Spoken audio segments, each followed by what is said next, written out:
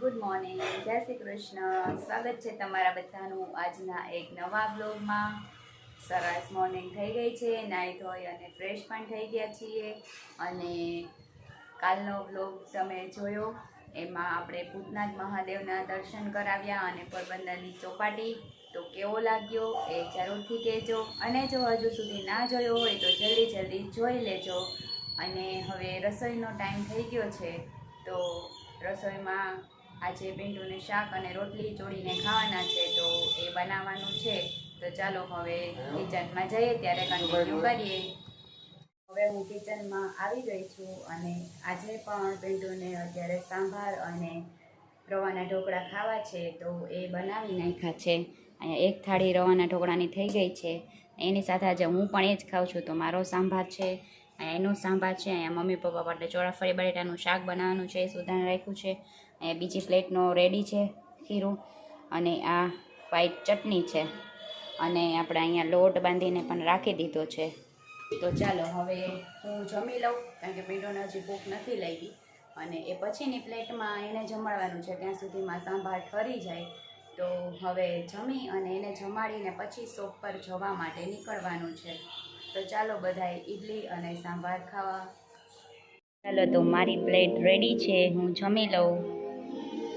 Ready થઈ ગઈ છું અને જઉં છું શોપ પર. અને જમી અને જો અહીંયા ભૂતનાથ જોવે છે. તો ચાલો હવે આપણે જઈએ શોપ પર. ચાલો તો નીકળી ગઈ છું શોપ પર જવા માટે. પોસ્ટ ઓફિસ રોડ પહોંચી ગયા છીએ આપણે.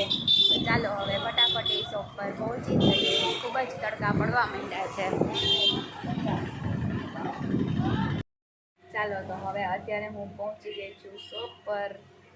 પરથી ઘરે જતા હતા ત્યાં રસ્તામાં ઢીંગીબેન મળી ગયા. આ ઢીંગુ એ પ્રીતિકા કોણ મળ્યું? બીનીપિયા મળ્યું.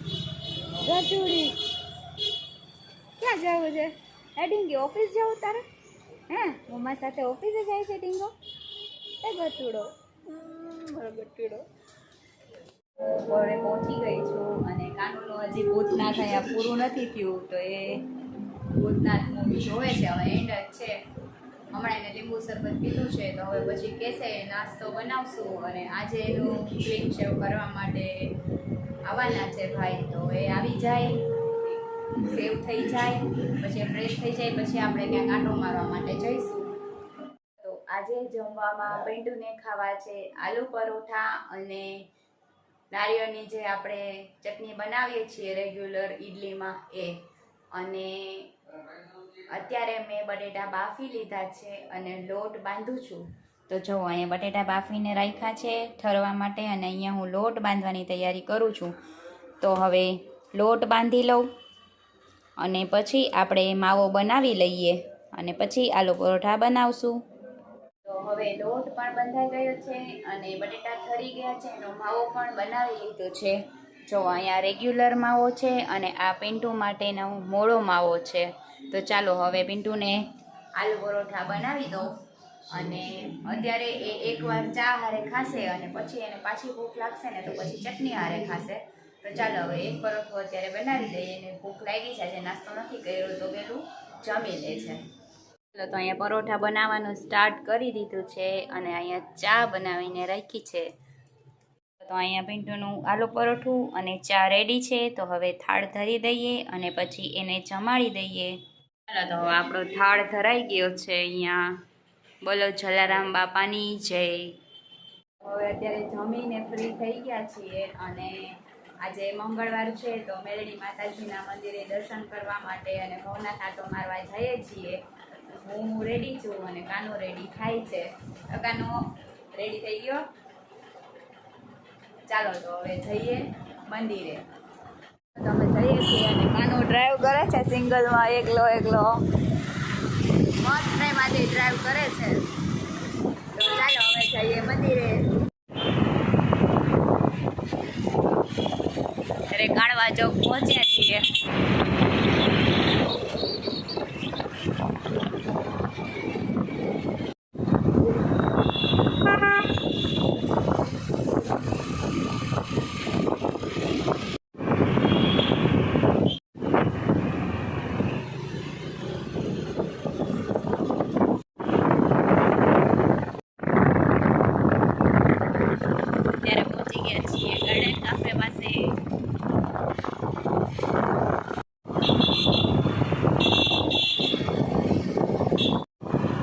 ગયો છે ગિરનાર દરવાજો.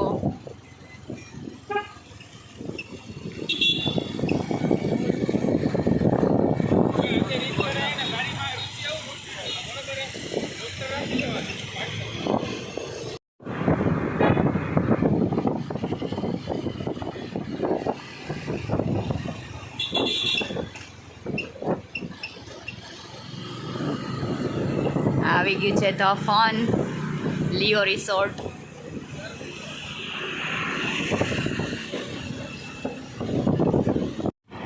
ચાંદા મામા હજી સરસ દેખાય છે જો. અને ધ ફનની સામે જ છે વાઘેશ્વરી માતાજીનું મંદિર. તો આ એનો મેઇન ગેટ છે. આપણે ડ્રાઇવિંગ સીટ ઉપર આવી ગયા છે અને એ મયુરની જોડે બેસી ગયો છે. તો ચાલો હવે જઈએ મંદિરે.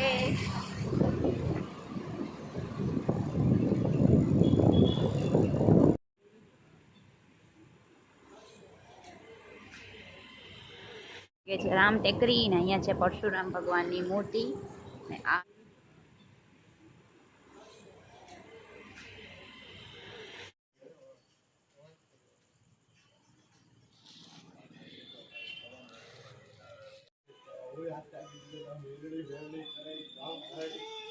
મંદિરે પહોંચી ગયા છીએ.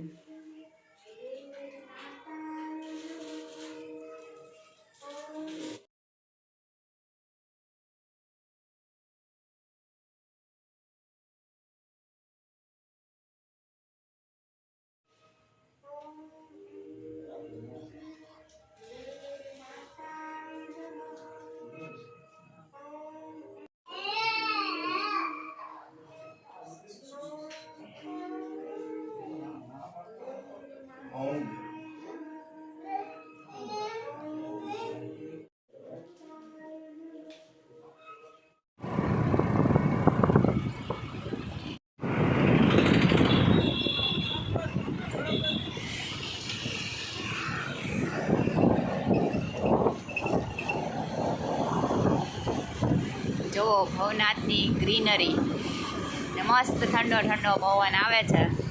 જો કાનું આગળ જાય છે. જો અહીંથી ગિરનારના પગથિયાની લાઈટો દેખાય છે સરસ.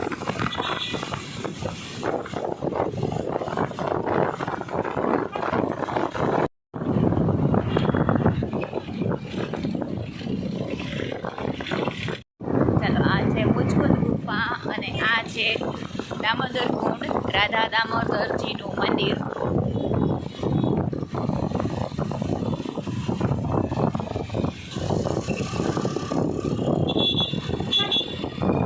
છે દામોદર કુંડ.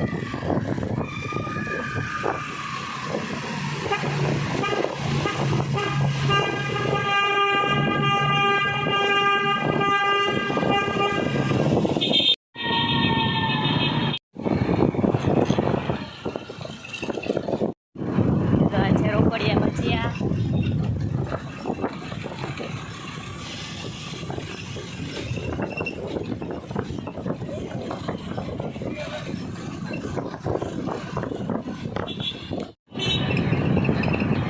જો લાઈનમાં બધાય કાવા સેન્ટર છે.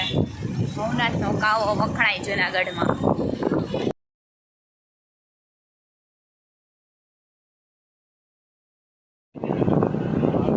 આ છે શનિદેવનું મંદિર. છે ભવનાથ પોલીસ સ્ટેશન.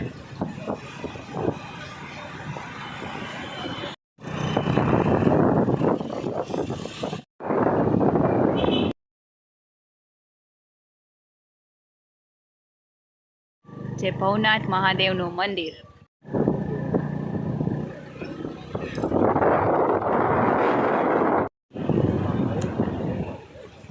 ભવનાથની રજવાડી. અહીંયા માલવીની ચા વખણાય. ચાલો હવે આપણે પાછું રિટર્ન થઈ ગયા છીએ.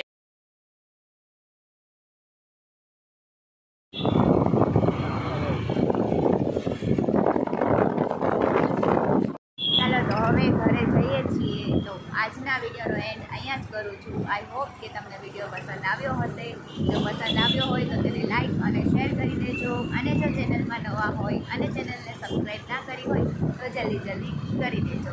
મળીએ કાલે એક નવા વ્લોગ સાથે. ત્યાં સુધી બધાને મારા ગુડ નાઇટ. જય શ્રી કૃષ્ણ.